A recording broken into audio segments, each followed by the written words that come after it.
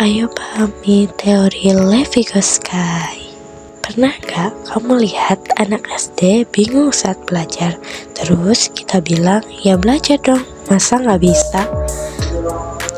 Padahal mungkin mereka bukan malas, tapi memang belum bisa sendiri. Nah, itu bisa dijelaskan lewat teori Vygotsky. Yuk kita bahas. Siapa Vygotsky? Levi-Gotsky adalah seorang psikolog dari Rusia. Ia percaya bahwa anak-anak berkembang lewat interaksi sosial, bukan dari dalam dirinya sendiri saja. Maka belajar bukan proses sendirian. Anak butuh bantuan dan bimbingan. Lalu, bagaimana sebenarnya cara anak-anak belajar lewat interaksi sosial? Vygotsky menyebut konsep penting ini sebagai Zone of Proximal Development atau ZPD. Apa itu ZPD? Zone of Proximal Development. ZPD adalah zona perkembangan terdekat, artinya kemampuan yang belum bisa dilakukan anak sendiri, tapi bisa dilakukan kalau dibantu orang lain. Contoh, anak belum bisa menyelesaikan soal cerita matematika sendiri, tapi bisa kalau dibimbing guru atau temannya.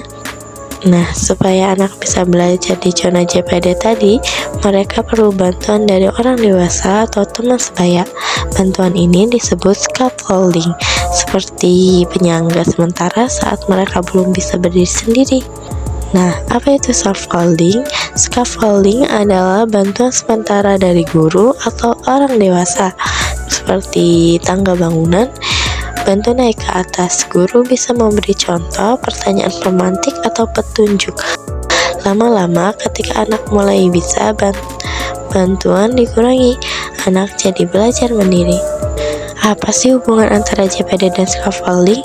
ZPD adalah zona tantangan belajar anak, sedangkan scaffolding adalah bantuan agar anak bisa melewati zona itu. Tanpa scaffolding, ZPD hanya akan jadi batas kemampuan yang belum tergapai. Nah, adapun kelebihan dan kekurangan teori Vygotsky, yang pertama kelebihannya, anak belajar lebih baik lewat bimbingan orang lain. Yang kedua, menekankan pentingnya kerjasama dan interaksi sosial.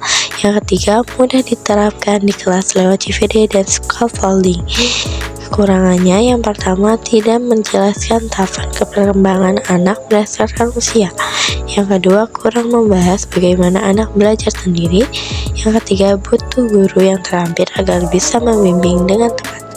Adapun contoh penerapannya, misalnya dalam pembelajaran IPA, anak belum bisa menjelaskan daur air. Guru mulai dengan gambar dan tanya jawab, lalu perlahan mengarahkan anak membuat kesimpulan. Inilah penerapan ZPD dan scaffolding dalam kelas nyata. Guru yang paham ZPD tidak hanya mengajar, tapi juga membimbing. Ia tahu kapan membantu dan kapan mundur agar anak belajar mandiri. Nah, itu tadi penjelasan singkat tentang teori Vygotsky. Gimana? Semoga jadi lebih paham ya. Terima kasih sudah menonton. Jangan lupa like dan share kalau bermanfaat. Sampai jumpa di video selanjutnya.